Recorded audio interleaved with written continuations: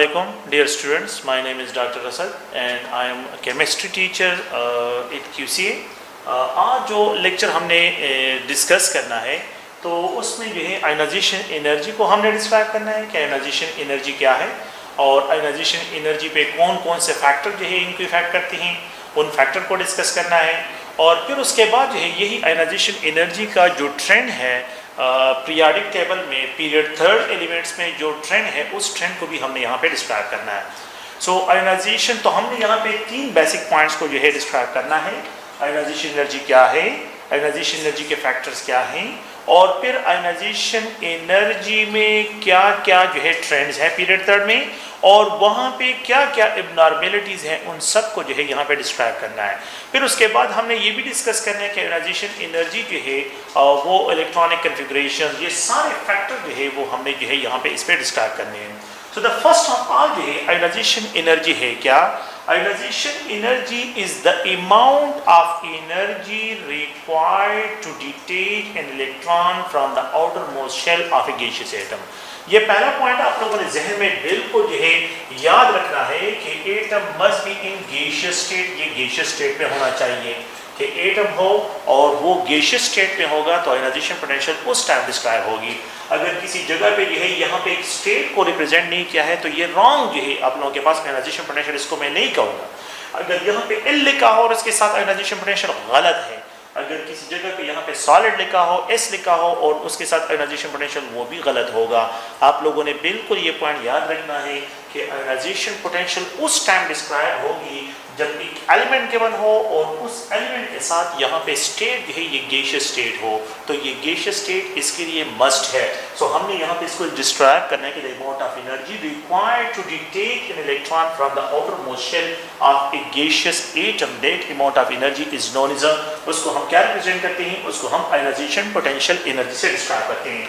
ये अगर आप लोग देखिए ये न्यूक्लियस है, यहाँ पे जो है एक इलेक्ट्रॉन जो है यहाँ पे आउटर मोस्ट शेल में इलेक्ट्रॉन जो है ये प्रेजेंट है। यहाँ पे इन दोनों के दरमियान अट्रैक्टिव फोर्सेस है, न्यूक्लियर एनर्जी है यहाँ पे न्यूक्लियस और इस इलेक्ट्रॉन के दरमियान अट्रैक्टिव फोर्सेस प्रेजेंट है।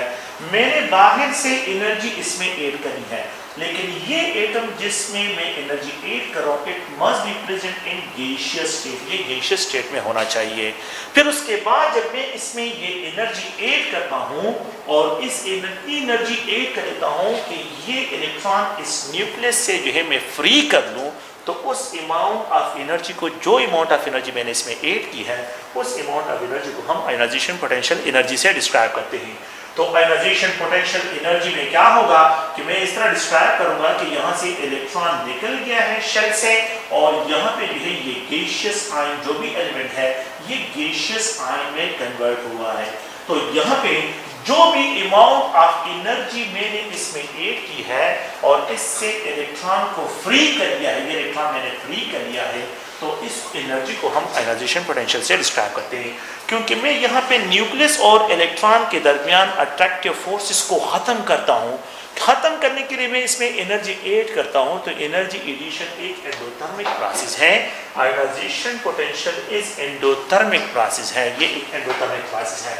यहाँ पे जो है ये x जो है अगर आप लोग देखें गैसियस स्टेट में है और ये आयनाइजेशन एनर्जी है and when we have to add into this element we have to detach an electron, इससे इलेक्ट्रॉन डिटेच हुआ है और ये गैसियस आयन में कन्वर्ट हुआ है। तो ये पॉइंट आप लोगों ने ज़हन में रखना है कि ये जनरल जो है आयनाइजेशन पोटेंशियल एनर्जी के बारे में जो है एक जनरल स्केच है। आयनाइजेशन पोटेंशियल एनर्जी को अगर आप लोग देखें तो आयनाइजेशन पोटेंशियल एनर्जी को कौन कौन से फैक्टर जो है वो इफेक्ट करते हैं। पहला पॉइंट जो है अगर आप लोग देखें वो न्यूक्लियर चार्ज है। अगर आप लोग देखें न्यूक्लियर चार्ज जितना इंक्रीज होता है, जितना न्यूक्लियर चार्ज इंक्रीज होगा तो the binding energy between the nucleus और आउटर मोस्ट शेल इलेक्ट्रॉन वो इंक्रीज होगी। उसको डिटेच करने के लिए you have to add more energy. तो मैं यहाँ पे जो है एक रिलेशन इस तरह लिख देता हूँ कि जब आयनाइजेशन पोटेंशियल एनर्जी जो है वो न्यूक्लियर चार्ज के साथ इसका जो है डायरेक्ट रिलेशनशिप है। अगर न्यूक्लियर चार्ज इंक्रीज होता है तो आयनाइजेशन पोटेंशियल एनर्जी इंक्रीज होती है। इसको अभी हम डिस्कशन करते हैं और उसको जो है हमने डिस्क्राइब करना है। उसके लिए आप लोग जो है पॉइंट्स यहाँ पे याद रखिए कि nuclear charge is directly proportional to the ionization potential energy. तो जितनी आयनाइजेशन न्यूक्लियर चार्ज ज़्यादा होगा आयनाइजेशन पोटेंशियल एनर्जी ज़्यादा होगी। फ्रॉम लेफ्ट राइट जब हम जाते हैं तो प्रोटॉन नंबर इंक्रीज होते हैं, proton number means nuclear charge है, तो डेफिनेटली जो है आप लोगों के पास आयनाइजेशन पोटेंशियल जो है इंक्रीज होती है। तो पीरियोडिक टेबल में जब आप फ्रॉम लेफ्ट राइट मूव करते हैं तो आयनाइजेशन पोटेंशियल एनर्जी जो है ये इंक्रीज की तरफ मूव करेगी। इलेक्ट्रोनेगेटिविटी, अगर आप लोग यही जो एलिमेंट लीस्ट इलेक्ट्रोनेगेटिव होगा वो उसकी आयनाइजेशन पोटेंशियल लो होगी, और जिस एलिमेंट की आयनाइजेशन पोटेंशियल एनर्जी ज्यादा है इट मींस वो मोर इलेक्ट्रोनेगेटिव होगा। तो electronegativity have also direct relationship with the ionization potential. इसको भी अभी हम जो है डिस्क्राइब करते हैं पीरियड्स में, और कॉलम वाइज भी इसको डिस्क्राइब करते हैं आप लोगों को, जो ट्रेंड में मैं डिस्क्राइब करता हूँ। और इस तरह साइज ऑफ द एटम, तो अगर एक एटम का साइज स्मॉल है तो उस पर डेफिनेटली न्यूक्लियर चार्ज ज्यादा होगा, तो उससे इलेक्ट्रॉन को डिटेच करने के लिए ज्यादा एनर्जी रिक्वायर्ड होगी। अगर एक एटम का साइज बड़ा होता है तो न्यूक्लियर पुल का आउटर मोस्ट इलेक्ट्रॉन पे इफेक्ट क्या होगा, वो कम होगा, तो जिसकी वजह से जो है उससे इलेक्ट्रॉन को डिटेच करना वो आसान होता है। तो जब size of the atom increase होता है आयनाइजेशन पोटेंशियल एनर्जी जो है ये डिक्रीज की तरफ मूव करती है, तो ये डिक्रीज की तरफ जो है आ जाती है आयनाइजेशन पोटेंशियल एनर्जी। अगर आप लोग देखिए एक दूसरा फैक्टर है जिसको शील्डिंग इफेक्ट कहते हैं। शील्डिंग इफेक्ट क्या है? शील्डिंग इफेक्ट को हम इस तरह डिस्क्राइब करते हैं कि ये अगर आप लोग देखें ये न्यूक्लियस है, यहाँ पे ये है दो इलेक्ट्रॉन जो है यहाँ पे प्रेजेंट है, दो इलेक्ट्रॉन प्रेजेंट है, यहाँ पे एक इलेक्ट्रॉन जो है अगर आप लोग देखें यहाँ पे ये प्रेजेंट है, तो दो ये न्यूक्लियस जो है अगर आप लोग बोलते हैं न्यूक्लियस का जो अट्रैक्टिव फोर्सेस है इस इलेक्ट्रॉन को होल्ड करते हैं, तो ये इस पे अट्रैक्टिव फोर्सेस एक्सर्ट करता है। लेकिन ये जो इनर्शियल इलेक्ट्रॉन्स हैं ये क्या करते हैं, इस इलेक्ट्रॉन को सिमिलर चार्ज की वजह से रिपेल करते हैं।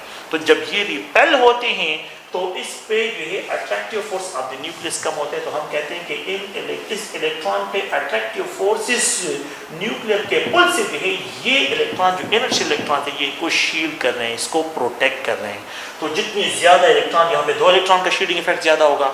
अगर मैं यहाँ पे लेट्स सपोज इस शेल में आ जाए तो यहाँ पे 18 इलेक्ट्रॉन्स हैं या 8 इलेक्ट्रॉन्स हैं, जो भी यहाँ पे हम इसको डिस्क्राइब करते हैं 8 इलेक्ट्रॉन्स हैं या 18 जो भी इलेक्ट्रॉन में जनरल डिस्कशन कर रहा हूँ, तो यहाँ पे आप लोग गौर से देखिए जितना जो है इलेक्ट्रॉन एनर्जी इंक्रीज होंगे शील्डिंग इफेक्ट इंक्रीज होगा और इस इलेक्ट्रॉन को डिटेच करने के लिए low amount of energy required होगी। तो ionization potential is inversely proportional to the shielding effect. यहाँ पे शील्डिंग इफेक्ट के साथ इसका इनवर्स रिलेशनशिप है। ये पॉइंट्स आप लोगों ने ध्यान में रखने हैं। शील्डिंग इफेक्ट है यहाँ पे। अच्छा, स्टेबल इलेक्ट्रॉनिक कन्फिगरेशन, जब इलेक्ट्रॉनिक एक एलिमेंट है उसका अनस्टेबल इलेक्ट्रॉनिक कन्फिगरेशन है, एक एलिमेंट है उसका स्टेबल इलेक्ट्रॉनिक कन्फिगरेशन है। इलेक्ट्रॉनिक कन्फिगरेशन में कि जो कंप्लीटली फिल्ड ऑर्बिटल्स होते हैं, कंप्लीटली फिल्ड ऑर्बिटल, तो उनकी आयनाइजेशन एनर्जी बहुत ज्यादा होती है क्योंकि कंप्लीटली फिल्ड होते हैं, तो उससे इलेक्ट्रॉन को डिटेच करना जो है वो मुश्किल हो जाता है, उसकी स्टेबल इलेक्ट्रॉनिक कन्फिगरेशन होती है। और दिन द हाफ फिल्ड इलेक्ट्रॉन जो अगर आप लोग देखें हाफ फिल्ड इलेक्ट्रॉनिक कन्फिगरेशन और हाफ फिल्ड की आयनाइजेशन पोटेंशियल एनर्जी है ये ज्यादा होती है दिन द पार्शियली फिल्ड। तो यहाँ पे सबसे लीस्ट जो है आयनाइजेशन पोटेंशियल एनर्जी होती है वो पार्शियली फिल्ड ऑर्बिटल की होती है और सबसे मैक्सिमम जो है वो कंप्लीटली फिल्ड ऑर्बिटल की जो है यहाँ पे आयनाइजेशन पोटेंशियल एनर्जी डिस्क्राइब होती है। तो आप लोगों ने जो है यहाँ पे इन फैक्टर्स को ध्यान में रखना है। अच्छा, what is mean by penetration effect, उसको जो है यहाँ पे डिस्क्राइब करता हूँ। पेनिट्रेशन इफेक्ट जो है हम यहाँ पे डिस्क्राइब करते हैं कि मेरे पास जो है 3 और सब एनर्जी लेवल्स हैं। एक एस सब एनर्जी लेवल है, दूसरा पी सब एनर्जी लेवल है, another D sub energy level है, अनदर एफ सब एनर्जी। लेकिन इसके लिए रूल ये है कि द प्रिंसिपल क्वांटम नंबर इन सब के लिए सेम होगा। पेनिट्रेशन इफेक्ट को अगर मैं डिस्क्राइब करता हूँ तो इन सब के लिए प्रिंसिपल क्वांटम नंबर मतलब क्या है, अगर मैं इसको 4s लिखता हूँ तो ये 4s के लिए यहाँ पे प्रिंसिपल क्वांटम नंबर 4p जो है यहाँ पे डिस्क्राइब करता हूँ, और यहाँ पे जो है अगर आप लोग देखें ये 4 इनके लिए सब के लिए प्रिंसिपल क्वांटम नंबर जो है ये सेम होना चाहिए, और यहाँ पे जो है ये 4f होगा। सो इनमें से जो सबसे ज्यादा एनर्जी रिक्वायर्ड होगी in order to detect the electron तो इससे होगा। इसमें इलेक्ट्रॉन की पेनिट्रेशन ज्यादा है क्योंकि एस ऑर्बिटल और स्फेरिकल शेप है और उस पे न्यूक्लियर पुल ज्यादा है। तो if we have similar principal quantum numbers, अगर इनका प्रिंसिपल क्वांटम नंबर सिमिलर हो तो सबसे ज्यादा पेनिट्रेशन इफेक्ट है वो इलेक्ट्रॉन का वो इसमें होगा, और सबसे जो लीस्ट पेनिट्रेशन इफेक्ट होगा वो एफ में होगा। लेकिन इसके लिए मस्ट है आप लोगों ने याद रखना है कि द प्रिंसिपल क्वांटम नंबर जो है ये सेम होना चाहिए। अगर डिफरेंट हो, अगर प्रिंसिपल क्वांटम नंबर डिफरेंट हो तो जिसका प्रिंसिपल क्वांटम नंबर डिफरेंट ज़्यादा होगा उससे इलेक्ट्रॉन डिटेच करने के लिए कम एनर्जी रिक्वायर्ड होगी, और जिसका प्रिंसिपल क्वांटम नंबर सबसे कम होगा उसके लिए एनर्जी जो है क्या होगी, वो ज़्यादा रिक्वायर्ड होगी। तो पेनिट्रेशन इफेक्ट में एस से इलेक्ट्रॉन को डिटेच करने के लिए ज़्यादा, फिर उसके बाद P का ऑर्डर है, फिर उसके बाद D का है, और फिर उसके बाद F का है। तो सबसे लीस्ट इफेक्ट है वो F पे है, मतलब ये एनर्जेशन पोटेंशियल जो सबसे लीस्ट एनर्जेशन एनर्जी है तो वो यहाँ पे F के लिए डिस्क्राइब होगी, और सबसे मैक्सिमम जो है वो S के लिए डिस्क्राइब होगी। तो ये तो जनरल जो है इसके क्या है, अगर आप लोग गौर से देखिए इसके फैक्टर्स है, तो पेनिट्रेशन इफेक्ट में आप लोगों ने ज़हन में रखना है कि जिसका प्रिंसिपल क्वांटम नंबर सेम हो उस केस में जो है आप लोगों ने ये पॉइंट याद रखना है। अगर आप लोग गौर से देखें, हम यहाँ पे अब पीरियड थर्ड एलिमेंट्स की तरफ आते हैं, और पीरियड थर्ड एलिमेंट्स को जो है यहाँ पे जो है मेंशन करते हैं, और उनके आयोनाइजेशन पोटेंशियल एनर्जीज को में जो ट्रेंड्स हैं उनको भी डिस्कस करते हैं। तो अब यहाँ पे जो है अगर आप लोग गौर से देखें, ये पीरियड थर्ड एलिमेंट्स जो है उनमें ट्रेंड्स पीरियड थर्ड एलिमेंट्स, और उसमें आयोनाइजेशन पोटेंशियल में क्या क्या ट्रेंड्स हैं एलिमेंट्स ट्रेंड उनको जो है डिस्क्राइब करते हैं। तो हमारे पास यहाँ पे एक सोडियम मेटल है, यहाँ पे अगर आप देखें मैग्नीशियम है, फिर उसके बाद एल्यूमिनियम है, यहाँ पे अगर आप देखें सिलिकॉन है, फिर उसके बाद अगर आप देखें फास्फोरस है, सिलिकॉन है ये, और यहाँ पे फास्फोरस, सल्फर है, क्लोरीन है, और यहाँ पे आर्गन है। ये एलिमेंट्स हैं, 8 एलिमेंट्स हैं, और हमने यही पीरियड थर्ड एलिमेंट्स के जो ट्रेंड्स हैं उनको जो है यहाँ पे डिस्क्राइब करना है। सोडियम मेटल की जो आयोनाइजेशन पोटेंशियल एनर्जी है, ionization potential energy for the sodium metal अगर आप लोग गौर से देखें तो इट इज राउंड अबाउट ये 496 किलो जूल पर मोल है। तो मैं यहाँ पे किलो जूल पर मोल जो है यहाँ पे इसके साथ ये यूनिट लिख रहा हूँ, और बाकी जो है आप लोग प्लीज है मैं सिर्फ जो है वैल्यूज लिख रहा हूँ 496। देयर इज नो नीड कि आप लोग इन वैल्यूज को रटा करें, मैं सिर्फ जो है आप लोगों को ये क्लियर करना कि ये एक्सपेरिमेंटल वैल्यूज हैं, और ये एक्सपेरिमेंटल वैल्यूज गिवन है, आप लोगों ने सिर्फ ट्रेंड्स को जहन में रखना है। देयर इज नो नीड, अक्सर स्टूडेंट्स क्वेश्चन करते हैं कि हमें ये वैल्यू याद रखनी, नहीं, आप लोगों ने सिर्फ जो है ये ट्रेंड्स देखना है कि जब मैं from left to right move करता हूँ तो मेरे पास एनर्जेशन पोटेंशियल इंक्रीज आ रहा है या डिक्रीज आ रहा है, मैं from top to bottom move करता हूँ तो मेरे पास एनर्जेशन पोटेंशियल में क्या चेंजेस आ रहे हैं।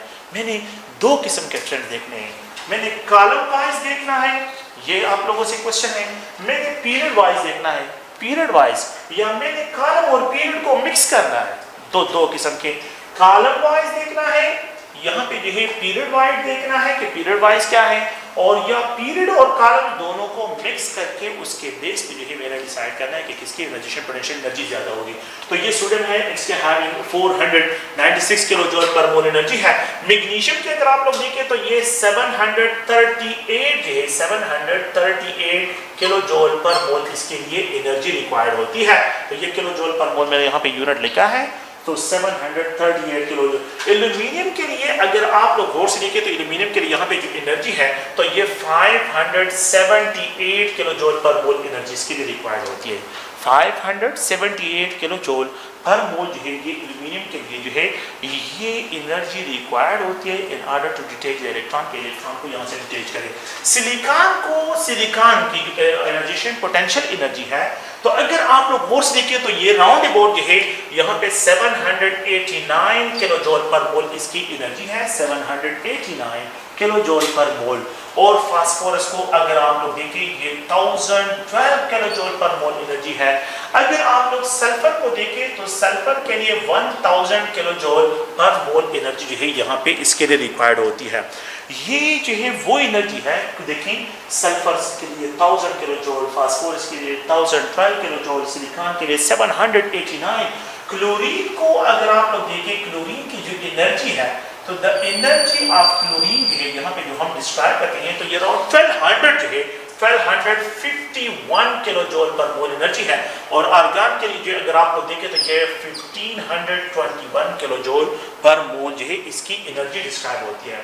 तो आप लोग गौर से देखें कि यहाँ पे ये है 496, यहाँ पे 738, 578, 700। अगर आप लोग देखें यहाँ से यहाँ तक तो इंक्रीज आ रहा है, लेकिन फिर यहाँ पे डिक्रीज आ रहा है, फिर यहाँ पे जो है एक इब्नॉर्मलिटी जो है, otherwise the abnormal increase in the ionization potential, ये इब्नॉर्मल है, यहाँ पे जो है इंक्रीज आ गया फिर डिक्रीज आ रहा है।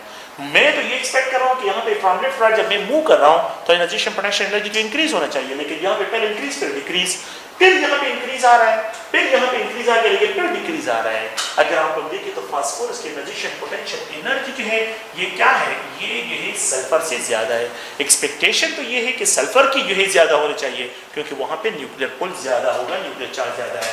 फिर अगर आप लोग देखें तो फिर यहाँ पे कोई मसला नहीं है, रेगुलर ट्रेंड है 1000 से 1251 और यहाँ पे 1521 किलो जूल पर मोल एनर्जी जो है यहाँ पे इसके लिए रिक्वायर्ड होती है। ओके, सो द पॉइंट ये है कि सोडियम मेटल जो होते हैं तो metal have low ionization potential energy, metal have low ionization potential energy, metal have सबसे लीस्ट है। अगर आप लोग इसमें देखें इस साइड पे ये मेटल्स है, उस साइड पे ये नॉन मेटल्स है, तो जनरल ये है कि metals have low ionization potential while non metal. मैं जनरल ट्रेंड यहाँ पे ये लिख रहा हूँ कि आप लोगों ने जो है ये ध्यान में रखना है कि नॉन मेटल और मेटल में डिफरेंशिएट करना है। लेकिन जनरल ट्रेंड ये हो गया कि non metals have high ionization potential while metals have low ionization potential, while metals have low ionization potential, non-metals have high ionization potential while metals have low ionization potential। तो ये पहली पहचान है।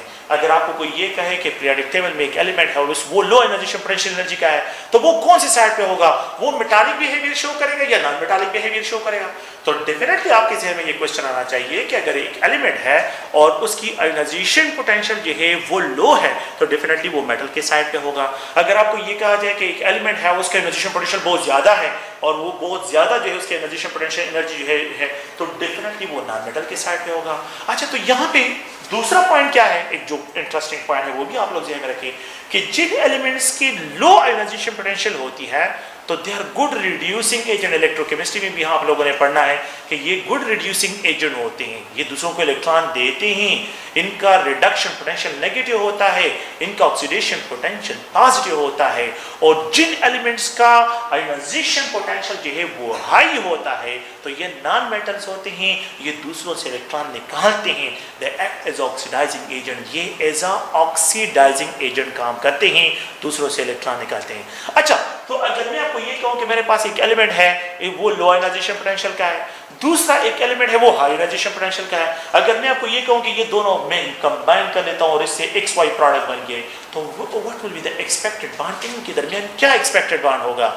अगर एक लो है और दूसरा हाई है और इन दोनों को मैं मिक्स करता हूं तो डेफिनेटली आयनिक बॉन्ड की तरफ हम मूव करेंगे। The compound will be described as ionic compound, ये कंपाउंड जो होगा ये आयनिक कंपाउंड होगा।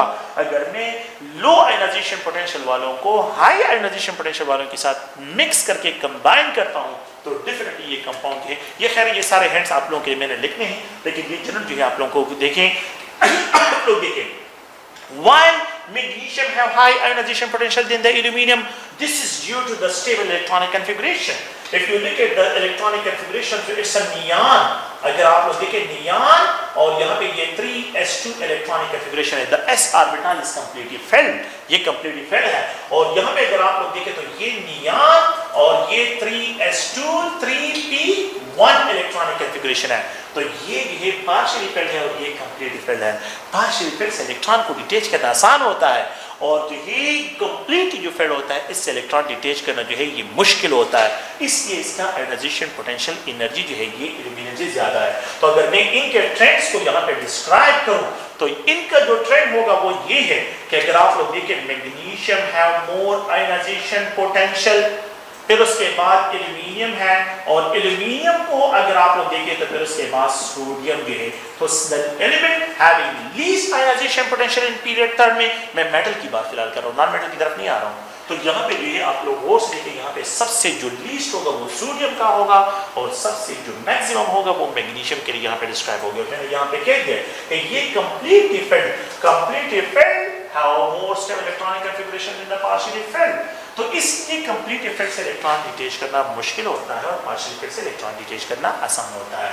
This same situation with the phosphorus, यहाँ पे अगर आप लोग इग्नोरेबिलिटी है तो इग्नोरेबिलिटी इन फास्फोरस जो है अगर आप लोग देखें तो यहाँ पे आप लोगों के पास जो है ये नियॉन और अगर आप लोग देखें 3s2 3p3 है, ये हाफ फिल्ड है, ये हाफ फिल्ड फास्फोरस के लिए हाफ फिल्ड है और सल्फर के लिए 3p4 है, वो फिर पार्शियली फिल्ड हो जाता है। तो पार्शियली फिल्ड से इलेक्ट्रॉन डिटेच करना जो है ये जो है आसान होता है, देन द हाफ-वेव। तो ये जो है एक पॉइंट था। तो जो टॉपिक आयोनाइजेशन पोटेंशियल का मैंने अभी आप लोगों के साथ डिस्कस किया है, तो उसमें जो है जो फास्फोरस का जो एब्नॉर्मलिटीज़ वहाँ पे आ रही थी, और फिर उसके बाद जो है मैग्नीशियम का वो उसके रीज़न तो मैंने आप लोगों के साथ डिस्कस कर लिए। अब इसमें आप लोगों के साथ ट्रेंड्स पे डिस्कशन करेंगे। आप लोगों ने यहाँ पे बहुत केयरफुली देखना है कि किस तरह देखें। पहले तो आप लोग इसको पहचानें कि इसको क्या कहते हैं। यहाँ पे इनको पीरियड्स कहते हैं। ये क्या है, पीरियड्स में आते हैं। इनको पीरियडिक टेबल में पीरियड्स से डिस्क्राइब करते हैं। और ये जो है ये आप लोगों के पास जो बनते हैं, ये जो वर्टिकल्स होते हैं, कॉलम्स, इनको कॉलम से डिस्क्राइब करते हैं। आप लोगों ने क्या करना है, आप लोगों ने यहाँ पे जो है बहुत केयरफुली देखना है कि यहाँ पे पीरियड वाइज क्या ट्रेंड्स बनते हैं, आप लोगों ने कॉलम वाइज क्या ट्रेंड बनते हैं, और पीरियड वाइज जो है क्या ट्रेंड बनते हैं। ये दो चीजें आप लोगों ने बहुत केयरफुली देखनी है। पीरियड वाइज आप लोगों से जो दो मतलब ये कि मैं यहाँ पे बेसिकली लिख देता हूँ कि 3 डिफरेंट टाइप्स ऑफ क्वेश्चन जो है ये आप लोगों ने ज़हन में रखने हैं। ट्रेंड्स में 3 क्वेश्चन को आप लोगों ने बिल्कुल जो है ये ज़हन में रखना है। जो ट्रेंड्स है तो उसमें 3 क्वेश्चन। एक आप लोगों के पास फर्स्ट जो है यहाँ पे इसको डिस्क्राइब करता हूँ कि एक होता है पीरियड वाइज ट्रेंड होता है। पीरियड वाइज जो है ट्रेंड्स क्या है, एक ये क्वेश्चन आप लोगों से जो है डिमांड होता है। आप लोगों ने बिल्कुल जो है फ्रॉम लेफ्ट राइट की बात करनी है। फ्रॉम लेफ्ट राइट जाते हैं तो इसमें आप लोगों को जो है सिर्फ 2 एब्नॉर्मलिटीज हैं, और जो कि एक ग्रुप सेकंड एलिमेंट्स के लिए है और एक जो है ग्रुप 5 एलिमेंट्स के लिए है यहाँ पे एब्नॉर्मलिटी है। बाकी एब्नॉर्मलिटी नहीं है, सिर्फ ये है इन 2 एलिमेंट्स की एब्नॉर्मलिटीज जो आप लोगों ने ध्यान रखनी है। सेकंड पॉइंट यहाँ पे आप लोगों ने देखना है कि कॉलम वाइज क्या जो है आप लोगों के पास क्या है। कॉलम वाइज है, कॉलम्स जो है अगर आप लोग देखिए कॉलम वाइज जो है क्या ट्रेंड्स हैं। और द थर्ड वन जो है अगर आप लोग देखें तो आप लोगों को ये पीरियड्स और कॉलम वाइज दोनों को मिक्सअप करते हैं। तो पीरियड वाइज जो ट्रेंड्स होते हैं और कॉलम वाइज जो है इन दोनों को मिक्सअप करते हैं। फिर उसके बाद आप लोगों से क्वेश्चन डिमांड होती है कि आप लोग ये क्वेश्चन को सॉल्व करें। तो सिर्फ इन 2 को आप लोग ज़हन में रखें कि जिसमें एब्नॉर्मलिटीज़ है, बाकी में किसी में एब्नॉर्मलिटीज़ नहीं है। लेकिन ये है कि आप लोगों ने अगर वो कॉलम्स और पीरियड्स को मिक्सअप करते हैं तो आप लोगों ने इसको ज़हन में रखना है। ओके, सो यहाँ पे कुछ मॉडल क्वेश्चन है जिसको मैंने यहाँ पे नोट किया हुआ है। यहाँ पे लिखा हुआ है डायरेक्टली कि elements having maximum ionization energy, कि ऐसे एलिमेंट इसने आइडेंटिफाई करें कि इनमें से कौन सा। तो पहला क्वेश्चन तो यहाँ पे ये है, अगर आप लोग देखें तो ये जो है अगर आप लोग नोट्स देखें ये मैंने लिखा है ए सोडियम मेटल, एल्यूमिनियम है, सिलिकॉन है, फास्फोरस। देखिए सोडियम ये है, एल्यूमिनियम ये है, सिलिकॉन ये है, फास्फोरस ये है। अगर आप लोग देखें मैंने अभी आप लोगों को जो है यहाँ पे क्लियर कट लिखा था कि phosphorus have more ionization potential, क्योंकि वहाँ पे अगर आप लोग देखें न्यूक्लियर चार्ज भी ज़्यादा है और दूसरा जो है वहाँ पे जो है हाफ-वेव ऑर्बिटल है। तो यहाँ पे जो आप लोग के पास होगा the element having maximum ionisation potential, तो इसमें अगर आप लोग देखें तो फास्फोरस जो है यहाँ पे आंसर बनता है, क्योंकि सोडियम फिर उसके बाद magnesium sodium have least while phosphorus have maximum. Phosphorus का सिलिकॉन से ज्यादा है, सिलिकॉन का एल्यूमिनियम से ज्यादा है, और एल्यूमिनियम का सोडियम से ज्यादा है। मैग्नीशियम को यहाँ पे मेंशन नहीं किया है, तो इसलिए आप लोगों ने इसको ध्यान में रखना है। द सेकंड क्वेश्चन जो है अगर आप लोग देखें तो the element having maximum ionization potential energy, कि इसमें से कौन से एलिमेंट की आयोनाइजेशन पोटेंशियल एनर्जी मैक्सिमम है। अब आप लोग देखें एक बेरिलियम है, यहाँ पे है बेरिलियम, सोडियम ये है, अगर आप लोग देखें पोटाशियम ये है, ये पोटाशियम है, ये सोडियम है, ये बेरिलियम है, और द लास्ट वन ये है अगर आप लोग देखें तो वो लिथियम है। आप लोग थोड़ा सा गौर से देखिए ये बिल्कुल एल शेप ट्रेंड है, एल शेप बिल्कुल जो है अगर आप देखें तो यहाँ पे जो है फ्रॉम टॉप टू बॉटम और इस टाइम पे तो बिल्कुल ये एल शेप ट्रेंड है। आप इस पे आसान सा क्वेश्चन कि फ्रॉम टॉप टू बॉटम जब मैं जाता हूँ तो एनर्जी पोटेंशियल एनर्जी कम होती है, तो इसकी एनर्जी पोटेंशियल एनर्जी सबसे कम, और इसके एनर्जी पोटेंशियल क्योंकि ग्रुप सेकंड भी है और स्टेबल इलेक्ट्रॉनिक कॉन्फ़िगरेशन भी है, तो इसलिए एनर्जी पोटेंशियल जब इसमें अगर आपको मिक्स करते हैं तो यहाँ पे एनर्जी पोटेंशियल एनर्जी सबसे ज्यादा होगी। सो element having maximum energy potential energy will be for the beryllium, यहाँ पे इसको बेरिलियम से डिस्क्राइब करते हैं। अच्छा फिर नेक्स्ट अगर आप देखिए ये नाइट्रोजन है, ये फास्फोरस है, ये सिलिकॉन है, ये अगर आप लोग देखिए नाइट्रोजन, ये फास्फोरस, ये सिलिकॉन और ये एल्यूमिनियम। आप लोग देखिए बिल्कुल जो है यहाँ पे भी आप लोग जो है बिल्कुल एल शेप जो है अगर आप लोग देखें आप लोगों को जो है यहाँ पे भी एल शेप है ट्रेंड नजर आ रहा है।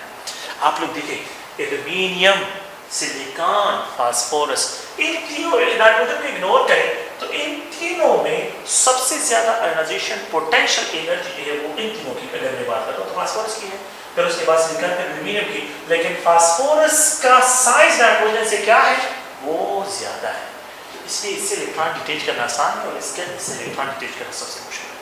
तो अगर मैं इस तरह का ट्रेंड देखूं जिसमें पीरियड और कॉलम को मिक्स किया गया है और एल शेप, तो सबसे ज्यादा आयोनाइजेशन पोटेंशियल एनर्जी है यहाँ पे अगर आप लोग देखें तो नाइट्रोजन के लिए डिस्क्राइब होगी। अच्छा, अब एक और पॉइंट की तरफ आते हैं, वो भी अगर आप लोग थोड़ा सा और से देखें तो ये जो है आप लोगों के पास डिफरेंट टाइप्स ऑफ ट्रेंड के लिए यहाँ पे मैंने एक और पॉइंट यहाँ पे लिखा है इलेक्ट्रॉनिक कॉन्फ़िगरेशन, तो the element having maximum ionization energy. अब यहाँ पे अगर आप इलेक्ट्रॉनिक कॉन्फ़िगरेशन के बेस पे एक आइडिया लेते हैं और उसको जो है सोडियम है तो सोडियम का इलेक्ट्रॉनिक कॉन्फ़िगरेशन सोडियम आयन, तो ये नियान की इलेक्ट्रॉनिक कॉन्फ़िगरेशन 3s0 है। अगर आप मैग्नीशियम को देखें तो यहाँ पे मैग्नीशियम ऑलरेडी ये गैसियस आयन है, ये ऑलरेडी गैसियस आयन है। अब मैंने यहाँ पे जो है डिस्क्राइब करना है कि इनमें से जो है कौन से एलिमेंट गैसियस आयन की आयोनाइजेशन पोटेंशियल एनर्जी सबसे ज्यादा है, ये ईगा के पेपर में प्रेजेंट भी है।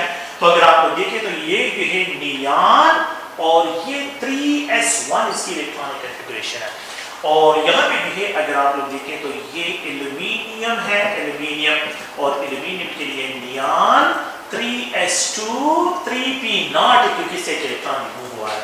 और यहाँ पे अगर आप लोग देखें सिलिकॉन के लिए ये नियान है और अगर आप देखें तो ये 3s2 और 3p1 इसकी इलेक्ट्रॉनिक कॉन्फ़िगरेशन है। The most stable electronic configuration in ions में जो है वो सोडियम की है क्योंकि ये नोबल गैस इलेक्ट्रॉनिक है। तो अगर नोबल गैस इलेक्ट्रॉनिक कॉन्फ़िगरेशन एक एलिमेंट एक्वायर करता है तो फिर उससे इलेक्ट्रॉन डिटेच करना बहुत मुश्किल हो जाता है। तो आप लोग देखें कि यहाँ पे जो है सबसे ज्यादा आयोनाइजेशन पोटेंशियल इन आयंस में आप लोगों ने देखना है कि किसकी इलेक्ट्रॉनिक कॉन्फ़िगरेशन जो है वो मोस्ट स्टेबल है। तो जिस आयन की इलेक्ट्रॉनिक कॉन्फ़िगरेशन स्टेबल होगी उससे इलेक्ट्रॉन को डिटेच करने के लिए ज़्यादा से ज़्यादा एनर्जी रिक्वायर्ड होगी। तो यहाँ पे ये सोडियम गैसियस आयन से electron second ionization potential energy इसकी बहुत ज़्यादा होगी। तो यहाँ पे आप लोगों ने भी ये पॉइंट याद रखना है। अच्छा, एक और क्वेश्चन है यहाँ पे जो है मैं लिख देता हूँ और वो क्वेश्चन भी आप लोगों ने थोड़ा सा और से देखना है। और वो क्वेश्चन क्या है, वो क्वेश्चन ये है कि अगर आप लोग देखें वो क्वेश्चन जो यहाँ पे मैं मेंशन करता हूँ वो ये है कि एलिमेंट हैविंग जो है मैक्सिमम आयोनाइजेशन पोटेंशियल, मैं यहाँ पे एलिमेंट को मेंशन नहीं कर रहा हूँ, मैं यहाँ पे इलेक्ट्रॉनिक कॉन्फ़िगरेशन को मेंशन कर रहा हूँ। तो यहाँ पे ए है, ये बी है, ये सी है और ये डी है। आपने क्या करना है, प्रिंसिपल क्वांटम नंबर को भी देखना है और स्टेबल इलेक्ट्रॉनिक कॉन्फ़िगरेशन को भी देखना है। मैं यहाँ पे लिख देता हूँ, अगर आप देखें नियान और यहाँ पे जो है ये 3s1 है, यहाँ पे जो है ये नियान और अगर आप लोग देखें तो 3s2 है, यहाँ पे अगर आप लोग देखें नियान और यहाँ पे जो है अगर आप देखें तो ये 3s2 3p2 इलेक्ट्रॉनिक कॉन्फ़िगरेशन है।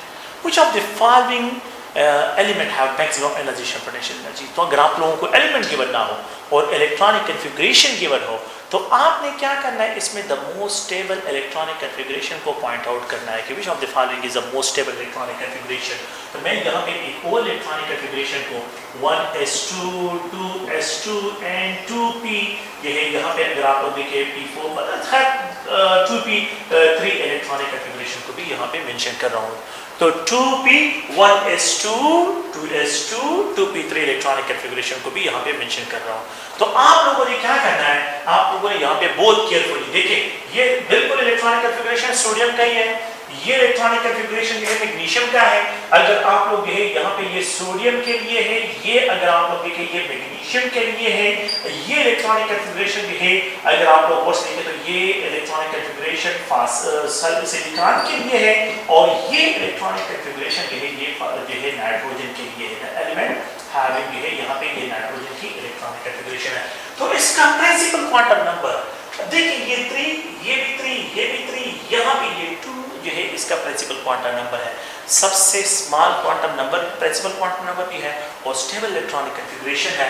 इसी वजह से जो है द आयोनाइजेशन पोटेंशियल जो है इलेक्ट्रॉनिक कॉन्फ़िगरेशन के बेस पे अगर मैं जो है यहाँ पे डिस्क्राइब करता हूँ तो उसमें द मेन पॉइंट क्या होगा, principal quantum number and electronic configuration, the most stable electronic configuration है, मैंने उसको जो है क्लिक करना है। तो यहाँ पे जो है आप लोगों के पास तो देखें आइंस के बेस पे गिवन हो, आइंस के बेस पे भी स्टेबल इलेक्ट्रॉनिक कॉन्फ़िगरेशन की तरफ जाएं। अगर आप लोगों को पीरियड वाइज गिवन हो तो ग्रुप 2 और ग्रुप 5 में जो है ये मसला है, और अगर इसके अलावा उन्होंने आइंस गिवन हो तो आइंस को आप लोगों ने इलेक्ट्रॉनिक कॉन्फ़िगरेशन के बेस पे डिसाइड करना है, और अगर आपको आइंस भी गिवन ना हो, एलिमेंट भी गिवन हो, सिर्फ इलेक्ट्रॉनिक कॉन्फ़िगरेशन गिवन हो तो फिर आप लोग इस पे डिसाइड करें कि यहाँ पे मैंने जो है कौन सा क्या सेलेक्ट करना है। आप लोगों ने जो है इन चीज़ों को फिर देखना है, ठीक है। इलेक्ट्रॉनिक कॉन्फ़िगरेशन देखिए 3s1, यहाँ पे ये 3s2, ये 3s2 3p2, और यहाँ पे आप देखिए ये 3s2 कंप्लीट डिफरेंट है, लेकिन ये 2p3 ये हाफ एड है। आप इसमें कंफ्यूजन है कि complete different is more stable than the half add, लेकिन प्रॉब्लम ये है कि यहाँ पे प्रिंसिपल क्वांटम नंबर 2 है और यहाँ पे प्रिंसिपल क्वांटम नंबर 3 है। तो जब प्रिंसिपल क्वांटम नंबर 3 होगा डेफिनेटली जो है उस पे न्यूक्लियर पोल कम होगा तो उससे इलेक्ट्रॉन को डिटैच करना आसान होगा। तो इसलिए सबसे ज्यादा जो इलेक्ट्रॉन आयोनाइजेशन पोटेंशियल जो है वो आप लोगों को रिक्वायर्ड होगी, तो वो इस जो कंपाउंड ए बी सी और डी में ऑप्शन है तो वो नाइट्रोजन के लिए यहाँ पे डिस्क्राइब करेंगे, ठीक है। तो ये क्वेश्चंस हैं, एमसीक्यू टाइप क्वेश्चंस हैं, इन क्वेश्चन को आप लोगों ने ज़हन में रखना है, और ये क्वेश्चन बहुत इंपॉर्टेंट क्वेश्चन जो है अगर आप प्रीवियस पेपर को देखें तो प्रीवियस पेपर में जो है ये क्वेश्चन प्रेजेंट है, ठीक है। तो अच्छा ये जो है मतलब ये आयोनाइजेशन पोटेंशियल एनर्जी से जो है रिलेटेड क्वेश्चंस हैं। इसके अलावा मैं यहाँ पे कुछ और पॉइंट्स को लिख देता हूँ कि यहाँ पे element having low ionization potential, तो जिन एलिमेंट्स की जो है एलिमेंट्स जो है मैं यहाँ पे कुछ पॉइंट्स लिखता हूँ वो आप लोग ज़हन में रखें। एलिमेंट्स ये जनरल पॉइंट्स हैं, having low ionization potential, low ionization energy, तो they are first they are called metals, इनको मेटल्स कहते हैं, they are called metals. Metal जो होती हैं they have low ionization potential, they have low electronegativity, low electronegativity, इनकी electronegativity क्या होगी, इलेक्ट्रोनेगेटिविटी जो है वो जो है बहुत ही लो होगी, इलेक्ट्रोनेगेटिविटी इनकी लो होगी। अच्छा द थर्ड वन ये है कि they are good reducing agent, they are good reducing agent, ये रिड्यूसिंग एजेंट का काम करते हैं, इलेक्ट्रोकेमिस्ट्री में पढ़ना है, इलेक्ट्रॉन को रिलीज करते हैं, दूसरों को इलेक्ट्रॉन प्रोवाइड करते हैं। They have high oxidation potential, the fourth point ये है they have high oxidation potential, इनका ऑक्सीडेशन पोटेंशियल क्या होगा, वो मैक्सिमम होगा। No oxidation tendency of an element to release electron, they are called oxidation potential, ये oxidation potential जो है डिस्क्राइब होगा।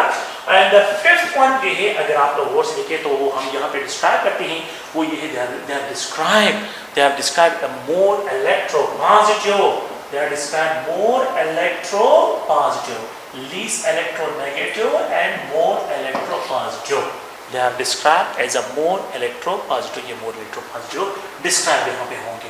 तो आप लोगों ने भी है इन पॉइंट्स को भी ज़हन में रखना है कि elements having low ionization potential are called metals, low electronegativity and good reducing agent होते हैं, ऑक्सीडेशन पोटेंशियल इनका।